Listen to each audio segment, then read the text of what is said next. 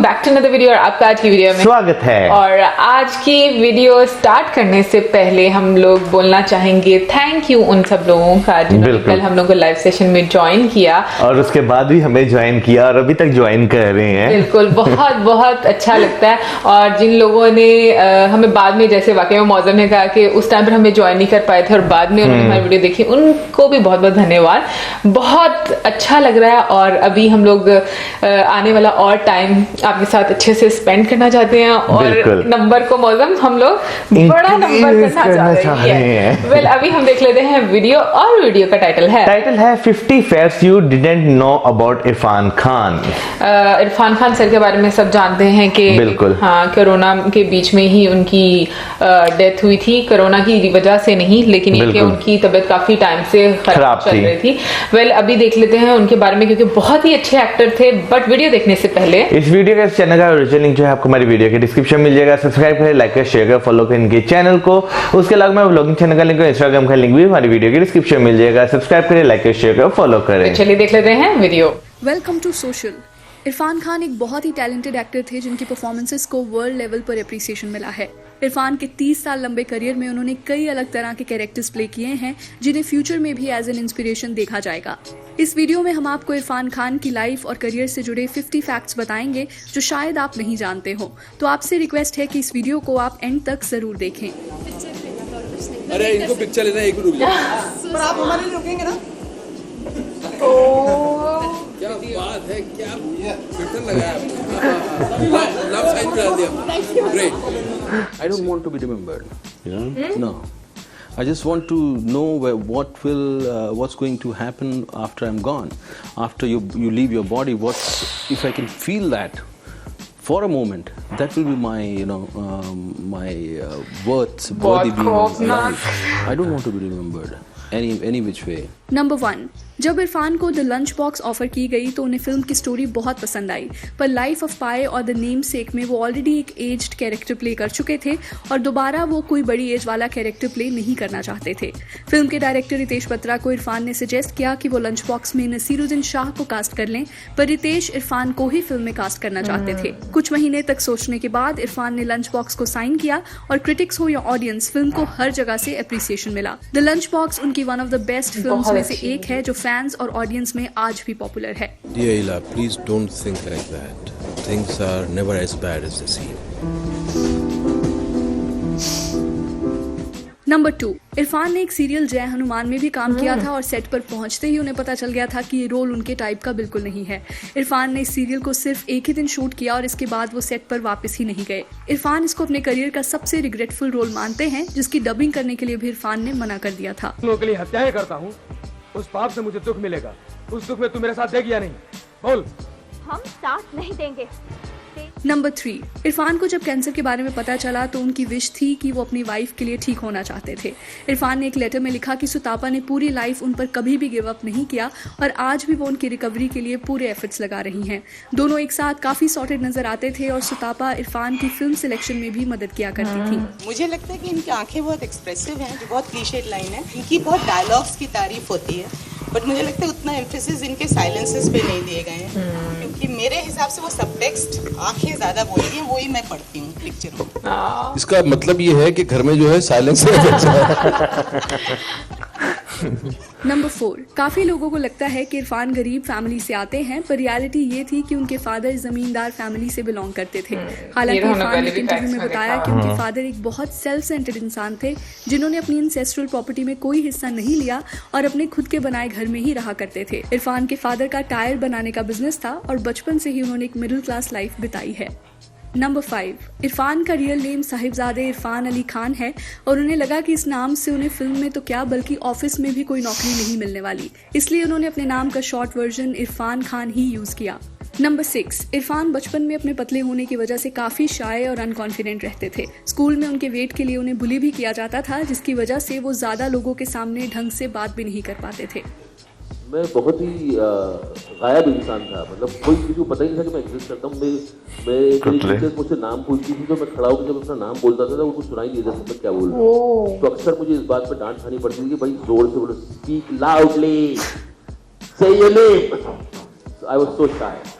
और मुझे याद है बचपन के दिन मुझे यही लगता था कि कब मैं बड़ा होऊंगा और कब मेरा इस जंजाल से पीछा छूटेगा। नंबर 7, 1988 में इरफान ने सलाम बॉम्बे फिल्म में अपना डेब्यू किया। फिल्म में उनका कैरेक्टर चिट्ठी लिखने का काम करता है और आप देख सकते हैं कि पहली फिल्म से ही उनका एक्टिंग स्टाइल बहुत रियल था।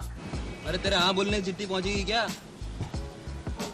बीजापुर 20 बीजापुर है हिंदुस्तान में, कौन सा बीजापुर ये तो बोल। बेंगलुरु के पास वाला। फिल्म में उनके और भी कई सीन्स थे पर उनका रोल काट दिया गया। इरफान को जब ये बात पता चली तो उस वक्त उन्हें रोना ही आ गया। ये उनकी पहली फिल्म थी तो उन्हें बहुत दुख हुआ जब उनका रोल काट दिया गया था। नंबर 8, इरफान से जब पूछा गया कि उनके करियर का सबसे चैलेंजिंग रोल कौन सा था तो उन्होंने लाइफ ऑफ पाई और इन ट्रीटमेंट नाम की सीरीज का मेंशन किया। लाइफ ऑफ पाई तो आप सबने देखी ही होगी, पर इन ट्रीटमेंट में इरफान एक डिप्रेस्ड आदमी का कैरेक्टर प्ले करते हैं जिसको करने के लिए इरफान ने कई महीनों तक रिसर्च की थी और उनके लिए ये कैरेक्टर मेंटली भी बहुत चैलेंजिंग था। इन ट्रीटमेंट HBO की सीरीज है जहाँ इरफान को आप सीजन 3 में देख सकते हैं। She named her daughter after a company that makes bottled water, Naya. Perhaps their next child will be called iPod. Number 9, film पान सिंह तोमर के लिए इरफान ने बेस्ट एक्टर की कैटेगरी में नेशनल अवार्ड जीता और उसी साल सेम फिल्म के लिए उन्हें फिल्म फेयर अवार्ड भी दिया गया। 2018 में उन्हें दोबारा हिंदी मीडियम के लिए बेस्ट एक्टर का फिल्म फेयर अवार्ड दिया गया। इरफान फिल्म फेयर और ऐसी सिमिलर अवार्ड्स को ऑथेंटिक नहीं मानते थे। उनका कहना था कि ये अवार्ड्स बड़े एक्टर्स की ईगो सेटिस्फाई करने के लिए दिए जाते हैं। मैं उनकी सिलेक्शन प्रोसेस में बिलीव नहीं करता। मेरे लिए नेशनल अवार्ड ही एक ऑथेंटिक अवार्ड है जिसको जीतने पे मुझे दिल से खुशी हुई। नंबर 10, फिल्म मकबूल में इरफान ने अपने करियर की one of the best performance दी है, पर हैरानी की बात यह है कि उस साल इरफान को एक भी अवार्ड के लिए नॉमिनेट नहीं किया गया। फिल्म फेयर की बात करें तो 5 नॉमिनेशंस किए गए थे और उसमें से 3 नॉमिनेशंस तो शाहरुख के नाम पर थे। शाहरुख को स्वदेश, मैहुना और वीर ज़ारा के लिए नॉमिनेट किया गया और एंड में उन्होंने स्वदेश के लिए बेस्ट एक्टर का अवार्ड जीता। इंडियन अवार्ड सिस्टम सीरियसली बहुत बायस्ड है, जहां इरफान की इतनी हार्ड हिटिंग परफॉर्मेंस को एक नॉमिनेशन तक नहीं मिल पाई और वहीं शाहरुख के कॉमिक कैरेक्टर तक को उन्होंने नॉमिनेशन में डाला हुआ था। नंबर 11, इरफान इंडिया के पहले एक्टर हैं जिनकी 2 फिल्म्स ने ऑस्कर जीता है। पहली थी 2008 में रिलीज हुई स्लमडॉग मिलियनेयर और दूसरी थी 2012 की द लाइफ ऑफ पाई। दोनों ही फिल्म के डायरेक्टर्स ने ऑस्कर जीता था। नंबर 12, इरफान को क्रिस्टोफर नोलन की फिल्म इंटरस्टेलर में भी एक साइंटिस्ट का रोल ऑफर किया गया था, पर मेकर्स की डिमांड थी कि उन्हें 3-4 महीने US में रहना होगा। इरफान को ये कंडीशन सही नहीं लगी क्योंकि इंडिया में वो ऑलरेडी द लंच बॉक्स और D-Day साइन कर चुके थे और दोनों ही फिल्म्स उनके लिए ज़रूरी थी। इसलिए इरफान ने इंटरस्टेलर को रिजेक्ट कर दिया और वापस इंडिया आकर उन्होंने लंच बॉक्स और D-Day की शूटिंग को पूरा किया। Number 13, national school of drama में पढ़ने के लिए इरफान को जयपुर छोड़ के जाना था, जो उनकी मदर को सही नहीं लगा। वो चाहती थी कि वो जयपुर में ही रहें और वहीं कोई काम ढूंढ लें। इरफान ने फिर उन्हें झूठ बोला कि NSD से एक्टिंग सीखने के बाद मेरी एज अ टीचर नौकरी जयपुर में ही लग जाएगी, तो आप चिंता मत करो। इरफान अपनी मदर से बहुत क्लोज थे और एक्टर बनने के बाद भी वो उन्हें अपनी फिल्म दिखाने स्पेशली जयपुर जाया करते थे। नंबर 14, इरफान इसके बाद NSD गए और वहाँ भी उन्होंने एक झूठ बोला। NSD में एडमिशन लेने के लिए आपको 10 थिएटर प्लेस का एक्सपीरियंस चाहिए होता है, तो इरफान ने ये सभी सर्टिफिकेट्स डुप्लीकेट बनाकर अपने इंटरव्यू में शो किए और किसी को भी कोई शक नहीं हुआ। और फिर NSD वालों को मैंने झूठ बोला कि मैंने 10 नाटक किए हैं और मैं सिनेमा से मेरा कोई लेना देना नहीं है, मैं नाटक करूँगा, नाटक सीखूंगा और फिर नाटक ही करूँगा। ये मेरे झूठ थे, लेकिन मेरे लिए लाजमी था, वो ज़रूरी था वो। नंबर 15, 1994 में आई टीवी सीरियल चंद्रकांता से इरफान को पॉपुलैरिटी मिलना शुरू हुई, जहां उन्होंने सोमनाथ का कैरेक्टर प्ले किया था। कुछ एपिसोड्स के बाद उनके कैरेक्टर को मार दिया गया, पर ऑडियंस की डिमांड इतनी थी कि उन्हें दोबारा शो में वापस लाया गया। नंबर 16, इरफान ने 1995 में सुतापा से शादी की। दोनों NSD में ही मिले थे और वहीं से दोनों का रिलेशनशिप शुरू हुआ था। सुतापा ने एक इंटरव्यू में बताया कि इरफान कॉलेज के दिनों में काफ़ी पढ़ाकू किस्म के थे, जहां वो हमेशा बुक्स में ही लगे रहते थे और बाकी स्टूडेंट से ज़्यादा इंटरेक्ट नहीं करते थे। इरफान और सुतापा के 2 बच्चे हैं जिनका नाम बाबिल और अयान है। नंबर 17, टीवी शोज़ में काम करते हुए इरफान को हमेशा लगता था कि उनके बाद आए एक्टर्स ऑलरेडी फिल्म स्टार्स बन चुके हैं, पर इरफान को कोई फिल्म में ढंग का रोल भी नहीं दे रहा। इरफान ने कन्फेस किया कि उस वक्त वो दूसरों से बहुत जेलस हो जाते थे और उन्होंने गुस्सा करना भी शुरू कर दिया था। इस फेज से बाहर आने में उनकी वाइफ का मेन कंट्रीब्यूशन था। इरफान रिवील्स कि मेरी वाइफ ने मुझे कहा कि जेलसी तुम्हें कहीं का नहीं छोड़ेगी, तुम पेशेंट रह के मेहनत करते रहो, चीज़ें अपने आप ठीक हो जाएंगी। She is the best critic of my work. She understands, she has a better understanding of performance. She has some understanding which I have cultivated in drama school, but I think she's inborn, she has that talent. So I rely on other things on her, you know. If I know if she says that this is a good performance, I know I'll blindly take it that it's a good performance. So she has been a kind of inspiration for me to shape me as an actor. Number 18, Irfan के career में एक ऐसा time भी आया था जब वो acting छोड़ देना चाहते थे। इरफान को जिस तरह के रोल्स करने थे वो उनको नहीं मिल रहे थे और टीवी सीरियल से उन्हें कोई क्रिएटिव सेटिस्फेक्शन नहीं मिलती थी। 2001 में फिर उन्हें एक ब्रिटिश फिल्म द वॉरियर में एज अ लीड कास्ट किया गया और ये इरफान के करियर की पहली इंटरनेशनल मूवी थी। फिल्म को क्रिटिक्स से काफी अप्रिसिएशन मिला और यूके की तरफ से ये फिल्म ऑस्कर के लिए भी भेजी गई। नंबर 19, द वॉरियर के बाद से ही इरफान को इंडिया में बड़े रोल्स के लिए अप्रोच किया जाने लगा। कसूर और हासिल में उनका रोल ऑडियंस और क्रिटिक्स दोनों को बहुत पसंद आया। इरफान हासिल को अपने बॉलीवुड करियर की सबसे इम्पोर्टेंट फिल्म मानते थे, जिसके बाद से उन्हें एक सीरियस कैरेक्टर एक्टर के तौर पर देखा जाने लगा। नंबर 20, आपने देखा होगा कि इरफान के नाम में डबल आर आता है। ये चेंज उन्होंने कोई न्यूमरोलॉजी के हिसाब से नहीं किया था, बल्कि उनका रीजन बहुत ही जेन्युइन था। जहां उन्हें लगा कि इरफान खान नाम के कई पॉपुलर पर्सनालिटीज ऑलरेडी दुनिया में हैं, तो जब भी कोई उनका नाम सर्च करता था तो किसी और की ही इन्फॉर्मेशन सामने आ जाती थी। इसलिए इरफान ने अपने नाम में डबल आर लगाना शुरू किया, जिससे उनका नाम यूनिक बन जाए। नंबर 21, इरफान एक बहुत ही सेक्युलर थिंकिंग वाले इंसान थे। उन्हें कास्ट और रिलीजन डिस्क्रिमिनेशन बिल्कुल पसंद नहीं था, जिसकी वजह से वो फिल्म्स में अपने नाम के आगे कोई सरनेम नहीं लगाते थे। इरफान ने कहा था, I don't believe in power of surname, I wanted my work to get the recognition, not my surname. Number 22, body of lies film के लिए भी इरफान को ऑडिशन देने के लिए कहा गया था, जहां उन्होंने एक ऑडिशन टेप भी प्रोड्यूसर्स को सेंड की, पर एंड में ये character British actor mark strong को दिया गया, जो फिल्म में एक मुस्लिम बिजनेसमैन के रोल में नजर आते हैं। फिल्म में अगर इरफान को ले लिया जाता तो उन्हें और लियोनार्डो डिकैप्रियो को एक साथ फिल्म में देखना बहुत ही कैरेक्टर के लिहाज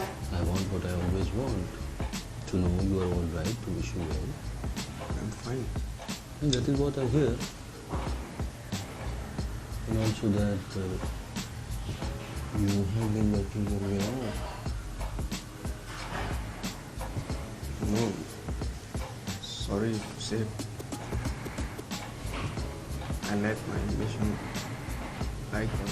नंबर 23, इरफान को पतंग उड़ाने का बहुत शौक था। उन्होंने कई बार अपने इंटरव्यूज में इस बात का जिक्र किया कि जहाँ भी कभी पतंग उड़ती थी मैं उसके पीछे भागा करता था। उसके बाद बस हमें जब तक घर के निकली 6 साढ़े 6 बज चुके होते, दिन जा चुका होता था, पतंगें उड़ना बंद हो चुकी होती थी।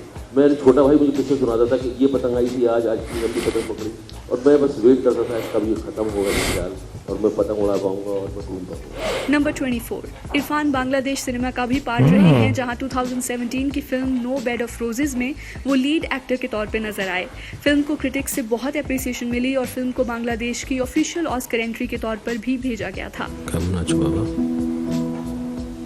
नंबर 25, बहुत हैरानी की बात है कि पूरे करियर में इरफान अनुराग कश्यप के साथ काम नहीं कर पाए। अपने ट्रिब्यूट मैसेज में अनुराग ने बताया कि ऐसा 3 बार हुआ कि वो इरफान को फिल्म में कास्ट करना चाहते थे, पर कभी ऑफिशियली ऐसा नहीं हो पाया। ब्लैक फ्राइडे में भी इरफान का एक इम्पॉर्टेंट रोल था, पर फिल्म के शूटिंग और प्रोडक्शंस में काफ़ी इश्यूज आए थे, जिसकी वजह से इरफान इस फिल्म का पार्ट नहीं बन पाए। नंबर 26, इरफान के फेवरेट एक्टर्स की बात करें तो नसीरुद्दीन शाह, दिलीप कुमार और ओम पुरी की एक्टिंग उन्हें सबसे ज़्यादा पसंद थी। नंबर 27, इरफान बचपन में क्रिकेटर बनना चाहते थे और कई लोकल टूर्नामेंट्स में वो जयपुर की तरफ से खेले भी हैं। इरफान एक ऑलराउंडर थे और एक दिन जब टूर्नामेंट में एंट्री लेने के लिए वो 600 रुपये नहीं दे पाए, तो उसके बाद से उन्होंने क्रिकेट खेलना बंद कर दिया और पढ़ाई पर ध्यान देने लगे।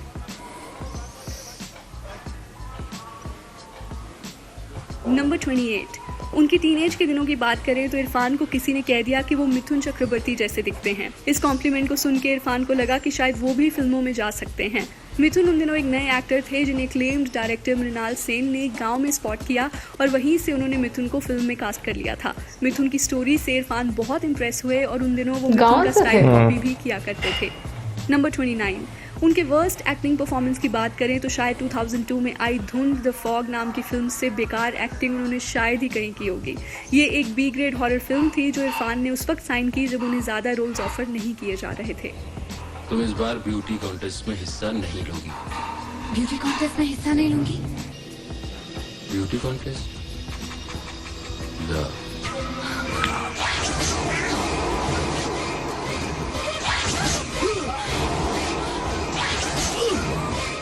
नंबर 30, इरफान को 7 खून माफ में हम एक वाइफ बीटर के रोल में देखते हैं। ये कैरेक्टर उन्हें बिल्कुल भी पसंद नहीं आया, पर विशाल भारद्वाज के साथ दोबारा काम करने की अपॉर्चुनिटी वो मिस नहीं करना चाहते थे, इसलिए कैरेक्टर नापसंद होते हुए भी उन्होंने फिल्म को साइन कर लिया था। नंबर 31, इरफान रोडीज सीजन 7 का भी पार्ट रहे हैं, जहां सीजन के इजिप्ट शूट के दौरान इरफान को एज अ गेस्ट बुलाया गया था, जो कंटेस्टेंट्स को एक टास्क चैलेंज करते हैं। नंबर 32, इरफान को हॉलीवुड फिल्म द मार्शियन में भी एक रोल ऑफर किया गया था, पर वो ऑलरेडी इंडिया में पीकू फिल्म को साइन कर चुके थे, तो उन्होंने द मार्शियन जैसी बिग बजट फिल्म को मना कर दिया। नंबर 33, द अमेजिंग स्पाइडरमैन के डायरेक्टर मार्क वेब इरफान की द नेमसेक फिल्म देखकर इतना इम्प्रेस हुए कि उन्होंने इरफान को स्पाइडरमैन में कास्ट करने का मन बना लिया। इरफान के लिए ये रोल बहुत छोटा था, पर मार्क ने जिस तरह से इरफान से बात की और उनसे पूरी फिल्म का आइडिया शेयर किया, तो इससे इरफान को लगा कि उन्हें ये फिल्म साइन कर लेनी चाहिए। इसके अलावा इरफान के दोनों बेटे स्पाइडरमैन के फैन थे, तो उन्हें लगा कि फिल्म को साइन करना एक विन विन सिचुएशन के जैसा होगा। नंबर 34, स्लमडॉग मिलियनेयर की जब डैनी बॉयल कास्टिंग कर रहे थे, तो उन्हें स्पेसिफिकली कहा गया था कि अगर इंडिया में मूवी बन रही है तो इरफान खान को आप किसी न किसी कैरेक्टर के लिए ज़रूर लेना। स्लमडॉग में इरफान एक इंस्पेक्टर के रोल में नजर आए और डैनी उनकी एक्टिंग से बहुत इम्प्रेस हुए। उन्होंने कहा कि फिल्म में उनका रोल बहुत कम था, पर इतने कम सीन्स में भी उन्होंने जिस तरह से कैरेक्टर को अडेप्ट किया, उसे देख के सभी क्रिटिक्स ने उनकी तारीफ की। Number 35, film road to Ladakh के लिए इरफान खान ने कोई भी एक्टिंग फी चार्ज नहीं की थी। फिल्म के डायरेक्टर अश्विन कुमार की ये पहली फिल्म थी जो उन्होंने अपने फिल्म स्कूल की फीस से बनाई थी, तो इरफान ने उनका पैशन देखते हुए फिल्म के लिए कोई पैसे डिमांड नहीं किए। नंबर 36, इरफान बाजीराव मस्तानी फिल्म का भी पार्ट रहे हैं, जहां फिल्म के ओपनिंग में हम उनकी नरेशन सुनते हैं। मैं भी फेक हूं। मराठा साम्राज्य का ध्वज छत्रपति शाहू महाराज के हाथों में लहरा रहा। पिछले दिनों में बहुत सीन नंबर 37, आप में से बहुत लोगों को 90s का फेमस शो जस्ट मोहब्बत याद होगा। इरफान ने उसमें भी एक कैरेक्टर प्ले किया था, जिसे आप एपिसोड 4 और 5 में देख सकते हैं। नंबर 38, सबको याद होगा कि कैसे शाहरुख को एक बार यूएस एयरपोर्ट पे उनके मुस्लिम नाम की वजह से डिटेन कर लिया गया था। वैसे ही इरफान के साथ भी हुआ। इरफान ने एक इंटरव्यू में बताया कि बिना किसी रीजन के मुझे एक नहीं बल्कि 3 बार डिटेन किया गया है और ये प्रोसेस बहुत ही ह्यूमिलेटिंग होता है। इरफान जब पॉपुलर हुए तो उन्हें कई बार यूएस जाना होता था, तो फिल्म साइन करते ही उनकी ये कंडीशन होती थी कि उन्हें एयरपोर्ट पे क्लियरेंस मिलनी चाहिए, वरना वो ये फिल्म नहीं करेंगे। नंबर 39, इरफान ने वर्ल्ड सिनेमा में इतनी जगह काम किया है कि शायद ही कोई ऐसा एक्टर होगा जिसने इंडिया से होते हुए कई डिफरेंट कंट्रीज की फिल्म्स और टीवी शोज में काम किया हो। 2016 में आई जापानीज सीरीज टोक्यो ट्रायल में भी वो नजर आते हैं, जहां उन्होंने एक जज का रोल प्ले किया था। नंबर 40, इरफान ने कई आइकॉनिक फिल्म्स की हैं, पर साथ ही साथ उनके करियर में कुछ ऐसी फिल्म्स भी रही हैं जिनको देखकर हैरानी होती है कि इरफान इस फिल्म में क्या कर रहे हैं। उन्होंने एक इंटरव्यू में रिवील किया कि कुछ फिल्म्स वो सिर्फ पैसों को देखकर साइन कर देते थे, इसलिए नॉकआउट, हिस और थैंक यू जैसी फिल्म्स को करने के पीछे बस यही एक रीजन था। तो मल्लिका शेरावत के साथ अपना हिस तो उसमें लक्ष्मी दिखी। नंबर 41, पान सिंह तोमर में उनका कैरेक्टर उनके फादर से बहुत इंस्पायर्ड था। इरफान ने कहा कि पान सिंह के कैरेक्टर को समझने के लिए कोई भी फुटेज या हिस्टोरिकल मटेरियल अवेलेबल नहीं था, तो मैंने इस कैरेक्टर में अपने अब्बू के हाव भाव और जेस्चर्स यूज किए हैं। जिस तरह से पान सिंह गुस्सा होता है और जिस तरह से गन पकड़ के चलता है, मेरे अब्बू बिल्कुल वैसे ही चला करते थे। नंबर 42, दुलकर सलमान, जिन्होंने इरफान के साथ फिल्म कारवां में काम किया था, उन्होंने एक इंटरव्यू में बताया कि इरफान हर लैंग्वेज का सिनेमा करना चाहते थे। दुलकर मलयालम इंडस्ट्री से आते हैं, तो इरफान ने उन्हें भी कहा कि अगर कोई यंग डायरेक्टर एक अच्छी स्टोरी के साथ फिल्म बना रहा है तो मुझे जरूर बताना, मैं उसकी फिल्म में बिना ज्यादा पैसे चार्ज किए भी काम कर लूंगा। दुलकर इस बात को सुन के इरफान की और भी रिस्पेक्ट करने लगे और उन्होंने कहा कि इतने रिनाउंड एक्टर होने के बाद भी इरफान स्मॉल बजट फिल्म्स और नई डायरेक्टर्स के साथ काम करने में कोई ईगो नहीं रखते थे। मैं बहुत लकी था कि मुझे अपने करियर में इरफान जैसे लेजेंडरी एक्टर के साथ काम करने का मौका मिला। नंबर 43, अगर आपको मकबूल में इरफान और पंकज कपूर की स्क्रीन प्रेजेंस पसंद आई हो तो आपको एक डॉक्टर की मौत जरूर देखनी चाहिए। दोनों एक्टर्स इस फिल्म में साथ नजर आते हैं, जहां पंकज कपूर का कैरेक्टर एक डॉक्टर का रोल प्ले करता है जो लेप्रेसी की बीमारी का इलाज ढूंढ लेता है। इरफान फिल्म में पंकज के साथ काम करने वाले जूनियर डॉक्टर का रोल प्ले करते हैं, जो पंकज के साथ हमेशा सपोर्ट में खड़ा रहता है। नंबर 44, फिल्म जुरासिक वर्ल्ड में हम इरफान को एक CEO का रोल प्ले करते हुए देखते हैं, जिसके अंदर पूरा जुरासिक पार्क आता है। फिल्म में ये कैरेक्टर काफी इंपॉर्टेंट था और इसको लेगो गेम में भी अडेप्ट किया गया। इरफान पहले इंडियन एक्टर हैं जिनके कैरेक्टर की लेगो गेम बनाई गई है और उन्होंने इस गेम के लिए अपनी आवाज भी दी थी। I got my license. Okay. Now show me my new dinosaur. Number 45, Irfan ने अपने करियर में एक सीरियल किलर का भी कैरेक्टर प्ले किया है। ये रोल उन्होंने 1995 के टीवी शो डर में किया था, जिसमें के मेनन एक डिटेक्टिव के रोल में नजर आते हैं। नंबर 46, फिल्म हैदर में इरफान का एक स्पेशल अपीयरेंस था, जहां वो रूदार के कैरेक्टर में नजर आते हैं। फिल्म की स्टोरी देखी जाए तो रूदार का कैरेक्टर ही पूरी फिल्म की कहानी को बदल के रख देता है। जब उसकी मुलाकात हैदर से होती है तो वो उसके फादर की मौत के पीछे का असली रीजन बताता है और उससे उनकी मौत का बदला लेने के लिए कहता है। इरफान का ये कैरेक्टर इजीली इंडियन सिनेमा के one of the best special appearances में से एक था, जिसके लिए उन्होंने कोई पैसे चार्ज नहीं किए थे। नंबर 47, कार्तिक आर्यन ने अपने ट्वीट में बताया कि जब वो एक्टर बनने की वर्कशॉप लिया करते थे तो इरफान की मकबूल फिल्म में एक्टिंग एज अ स्टडी दिखाई जाती थी। कार्तिक को जब इरफान की तरह एक्ट करने को कहा गया तो वो बिल्कुल भी उनके सीन को समझ नहीं पाए। अंदर देख काके, अंदर देख तो गोली मार या कले आके मिल। नंबर 48, हर एक्टर अपनी एक्टिंग के थ्रू ऑडियंस में एक इमेज बनाता है जिसको बॉलीवुड में स्टारडम के तौर पे देखा जाता है। हम अपने एक्टर्स को लार्जर देन लाइफ देखते हैं और इरफान इस चीज़ को बिल्कुल पसंद नहीं करते थे।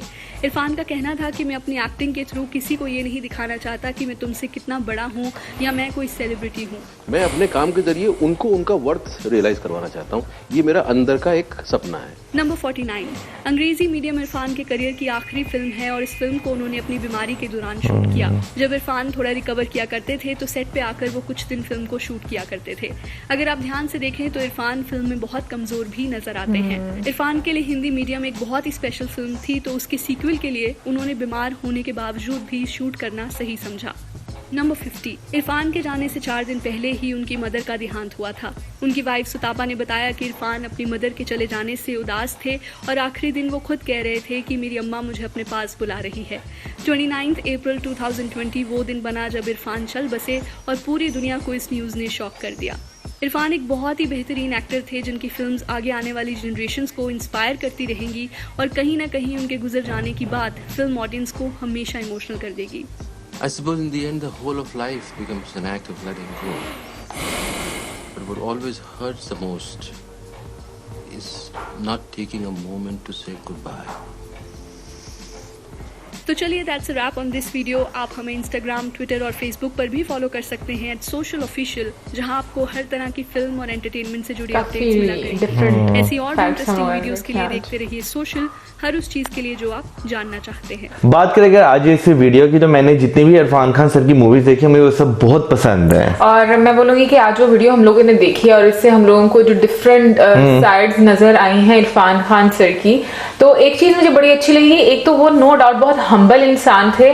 सेकंड वो ये कि उनको शो ऑफ करने की बिल्कुल भी आदत नहीं थी। वो बहुत एक नॉर्मल इंसान की तरह, जैसे एक कॉमन मैन होता है उस तरह से अपनी लाइफ को लेकर चलते थे और मुझे उनकी सोच बहुत डिफरेंट लगी है बाकी लोगों से। बिल्कुल। और यहाँ पे अगर बात करें मौत को लेकर उनकी बात करें तो वहाँ पे अगर उनकी सोच देखें तो वो भी कितनी ज्यादा डिफरेंट है। मतलब उसके अलावा एक इंसान, देखो मरने के बाद इंसान हमेशा वही चीजें लेकर जाता है जो वो इस दुनिया में मैं कहूंगी कि अर्न करता है, यानी कि वो कैसे लोगों के साथ रहता है या उसका बिहेवियर क्या है, तो ये सारी चीजें बहुत मैटर करती हैं। तो मुझे लगता है कि इरफान सर मतलब मुझे उनकी सोच इसलिए डिफरेंट लगती है क्योंकि एक तो मैंने उनके काफी सारे वीडियो क्लिप्स भी देखे हैं जहां से मुझे उनकी सोच का आइडिया होता है कि वो कितने लिबरल थे और उनके लिए सबसे ज्यादा इंपॉर्टेंट, जैसे कि उन्होंने मतलब अपनी इस वाली वीडियो में भी एक फैक्ट बताया गया कि surname was not very important for him, क्योंकि वो उस चीज को एक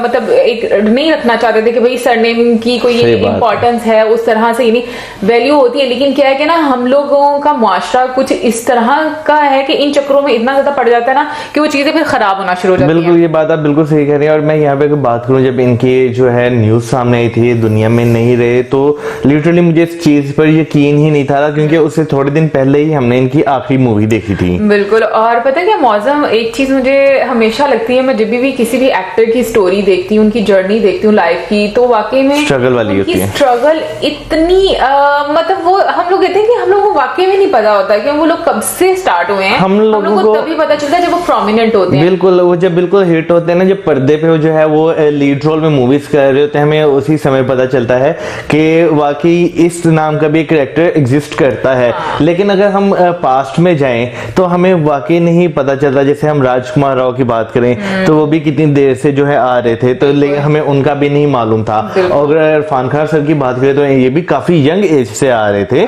तो अब आके मेरा ख्याल है कोई रिसेंटली 8-10 साल हुए होंगे ये ज्यादा प्रोमिनेंट हुए हैं। एग्जैक्टली। और फिर एक और चीज मैं बोलना चाहूंगी कि मुझे वो बहुत सच्चे इंसान लगे। मतलब देखो, जहां पर उन्होंने पैसों के लिए काम किया, उन्होंने उस चीज के बारे में एडमिट किया, कन्फेस किया। जहां पर उन्होंने रोल्स के लिए किया, और इतने सारे इंटरनेशनल रोल्स उन्होंने किए। मुझे नहीं पता कि बाकी किसी भी एक्टर ने इतने ज्यादा रोल्स प्ले किए, जैसे कि जापान की मूवीज में भी, मुझे भी नहीं मालूम, वैसे तो बांग्लादेश की मूवी में भी किया इंडस्ट्री में, और फिर उसके अलावा अगर हम हॉलीवुड की बात करें तो काफी सारी मूवीज सामने आई, फिर सीरीज में उन्होंने काम किया। तो आज हम लोगों को पता चल रहा है उनके जाने के बाद इतने फैक्ट्स, और मुझे ये समझ में नहीं आती कि हमारे यहाँ पर ऐसा एक सिस्टम क्यों बना हुआ है कि जैसे कि उनको इनिशियल डेज में कोई अच्छे रोल्स नहीं मिल रहे थे और वो चिढ़ भी बहुत जाते थे, गिव अप भी करना चाहते थे कि मतलब मैं छोड़ रहा हूं। लेकिन फिर जब उनको एक हॉलीवुड मूवी में जब वॉरियर के बारे में मतलब जैसे वीडियो में भी बताया कि उसमें लीड रोल में कास्ट किया और उसके बाद उनको लीड रोल्स मिलना शुरू हुए, तो मुझे लगता है ये चीज खत्म होनी चाहिए कि जैसे हम लोग सब बहुत ऑस्कर को इंपॉर्टेंस देते हैं, ठीक है ना, ये एक फैक्ट है कि हम लोग कहते हैं बड़ी अच्छी मूवी बनी होगी इसीलिए ऑस्कर के लिए नॉमिनेट हुई है। अभी रिसेंटली जैसे पाकिस्तान की भी एक मूवी जिसका हम लोग तमाशा जिंदगी तमाशा बात कर रहे थे कि वो भी नॉमिनेट हुई है, लेकिन पाकिस्तान में वो रिलीज नहीं हुई, ठीक है। तो मैं ये बात सोचती हूँ ये चीजें खत्म होनी चाहिए, क्योंकि हमें अपने लोगों को, अपने अवार्ड्स को और अपनी जो एक्टर्स हैं उनको सपोर्ट करना चाहिए। बिल्कुल आप सही कह रही हैं। मोस्टली यहाँ पे क्या होता है कि बहुत सारे जो है लोग ऐसे जो अभी भी गुमनाम जो है जिंदगी गुजार देते हैं इंडस्ट्री में, लेकिन क्या है कि हम उनकी जिंदगी में उन्हें याद नहीं करते, उन्हें किसी किस्म का बर्ताव जो है उनके साथ अच्छा नहीं करते, लेकिन जब वो इस दुनिया में नहीं रहते फिर हम उन्हें जो है बहुत अच्छे लफ्जों में याद करते हैं। लेकिन मौसम एक और चीज मुझे ऐसा लगता है कि ना इस दुनिया में थोड़ी चकाचौंध बहुत ज्यादा है, यानी कि देखो मैं वाकई में बात करूंगी कि मैं भी इस चीज से अग्री करती हूँ कि जैसे इरफान सर की एक्टिंग बहुत अच्छी है। मतलब मैंने बहुत सारी उनकी मूवीज नहीं देखी, लेकिन मैंने जितने भी उनके कैरेक्टर्स देखे हैं वो बहुत एक अच्छे एक्टर हैं। और फिर उसके बाद जैसे कि नॉमिनेशंस की बारी आती है तो उसमें जैसे उन्होंने बताया था कि शाहरुख खान सर जिनसे वो इतनी सारी मूवीज, स्वादिश बहुत अच्छी मूवी है। उसके अलावा जो मैं हूं ना उस मूवी के लिए वो एक कॉमिक रोल था, बाकी में वो मतलब अगर हम लोग कंपेयर करें बाकी इरफान खान सर की एक्टिंग से तो मुझे लगता है कि आपको उस टैलेंट को भी या उस कैरेक्टर को भी नॉमिनेट वाकई में करना चाहिए जो डिजर्व करता है। ये बिल्कुल मैं इस चीज से बात करूँ ना कि जब एक बंदा जिंदा होता है ना तो उसकी जिंदगी में हम उसे इतनी ज्यादा इंपॉर्टेंस नहीं देते, जब वो इस दुनिया से चला जाता है फिर हमें वो बहुत सारी चीजें उसकी याद आती हैं। और मैं अगर बात करूं तो मैंने जो है इनकी जो दीपिका जी के साथ मूवी आई थी पीकू, वो मैंने इनकी देखी थी, लेकिन उस मूवी में मैं अगर बात करूं तो उस मूवी से मैंने इतना इन्हें जानना शुरू नहीं किया जितना मैंने इन्हें जो है हिंदी मीडियम से किया था। मुझे लंच बॉक्स लंच बॉक्स भी अच्छी है, लेकिन हिंदी मीडियम जो है ना वो एक बहुत प्रोमिनेंट रोल था इनका। तो अगर उस मूवी की बात करें, उस मूवी में जिस तरह इनका रोल है, जिस तरह एक्टिंग है, खासतौर पर इंग्लिश मीडियम की बात करें उसमें भी आप पूरी मूवी देख के रियलाइज नहीं कर सकते अनटिल अनलेस आपको पता ना हो कि बीमार हैं। लेकिन ये एक एक्टर की डेडिकेशन है उनकी कि बीमार होते हुए भी उन्होंने कहा कि नहीं इसका सीक्वल भी मैं ही करूंगा, तो ये वाकई डेडिकेशन है। और इसके अलावा मुझे उनकी जो धर्म पत्नी है उनका रोल बहुत अच्छा लगा। उनकी लाइफ में एक लाइफ पार्टनर को ऐसा ही होना चाहिए और उनको मतलब मुश्किल टाइम में अपने पार्टनर के साथ होना चाहिए। मुझे ऐसा लगता है और एक्टर्स की लाइफ बहुत डिफिकल्ट होती है क्योंकि इसमें आपको डिफरेंट खबरें सुनने को मिलती हैं, इसमें बहुत ज्यादा कंपटीशन होता है, इसमें आपको लाइमलाइट में भी रहना होता है। तो मुझे ऐसा लगता है कि काफी ऐसी चीजें होती हैं जो हम आम इंसानों की जिंदगी में मतलब बहुत नॉर्मल होती है लेकिन उनकी लाइफ में नहीं। और वाकई में यहाँ पे उनकी जो धर्म पत्नी है वाकई इस चीज का उन्हें क्रेडिट देना चाहूंगा, जिस तरह जो है लाइफ में आके उन्हें जेलसी हुई तो उन्होंने जो है कहा कि नहीं सब्र से काम लो। तो जो है वाकई एक लाइफ पार्टनर हो या एक अच्छा दोस्त हो, जो भी हो, वो आपकी जिंदगी में बहुत इंपॉर्टेंट रोल प्ले करता है अगर वो आपके साथ सिंसियर हैं। और ये सच है, कुछ आपकी लाइफ में पॉइंट्स ऐसे आते हैं जहां पर आपको कुछ चीजों से जेलसी होती है हो और एक अच्छा फ्रेंड, एक अच्छा कंपेनियन आपको ये चीज सिखाता है कि इस चीज को खत्म करवाओ। सही और बात है। वो उस फ्रेंड पर डिपेंड करता है, कंपेनियन पर डिपेंड करता है कि वो किस तरीके से खत्म करवाना चाहता है। लेकिन ये है कि ये मतलब आपकी लाइफ में आपकी फैमिली, आपके फ्रेंड्स या आपके ऐसे लोग जो आपसे प्यार करते हैं, मैं कहूंगी कि वो वाकई में बहुत इंपॉर्टेंट। और मोस्टली हमारी जिंदगी में होता भी इस तरह के, हमारे इर्द गिर्द बहुत ज्यादा लोग होते हैं, लेकिन उन लोगों में से एक चेहरा जो होता है ना, जो हमारी हर टाइम मदद करता है, हम ज्यादातर उसे इग्नोर कर जाते हैं। तो अपने इर्द गिर्द आपको ऐसा चेहरा ढूंढना पड़ता है। अच्छा, वैसे मैं नहीं करती। मेरे लाइफ में बहुत कम लोग हैं, लेकिन ये कि मैं उनको बहुत वैल्यू करती हूँ और मैं उनसे बहुत प्यार करती हूँ और मैं कोशिश करती हूँ कि मैं उनको हर्ट नहीं करूँ। पर ये देखे ना कि आपकी लाइफ में थोड़े लोग हैं, क्योंकि एक मैच्योरिटी लेवल भी तो आ जाता है ना।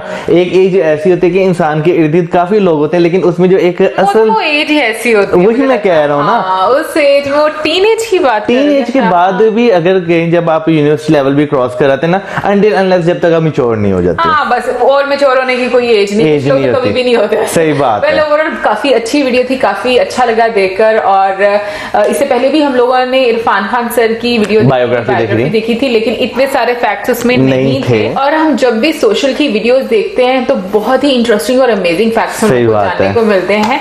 Well, thank you so much इतनी अच्छी वीडियो रिकमेंड करने के लिए, एंड आई होप आप लोगों को भी अच्छी लगी होगी। और आई एम श्योर आप में से बहुत सारे लोग इरफान सर को पसंद भी करते होंगे। बिल्कुल। वेल, अब दे हमें इजाजत, हमारी वीडियोस हमारे channel videos and keep us in your prayers. Good bye.